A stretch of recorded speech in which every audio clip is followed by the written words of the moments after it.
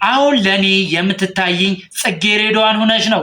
ታዲያ እናንተም ቪዲዮን እስከ መጨረሻ በማየት ሐሳብ አስተያየታችሁን ኮሜንት ሴክሽን ላይ ያስቀመጣችሁልን።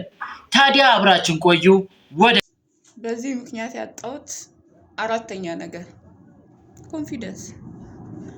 ኮንፊደንስን ገደል የከተተው ዜሮ ኮንፊደንስ። ከሰው ጋር ቆሜ ማውራት አልችልም። ኮሚኒኬሽን ዜሮ። ሰዎች እንደውም ምኮራ ነው የሚመስላቸው እና እየኮራው አይደለም።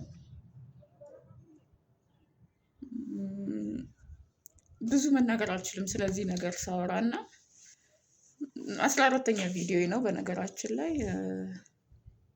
ፎሎ አድርጉ፣ ላይክ አድርጉ። በዚህ አጋጣሚ እንደውም ኮፒ ሊንክ እያደረጋችሁ ሊንክ ላይት እና ማይክ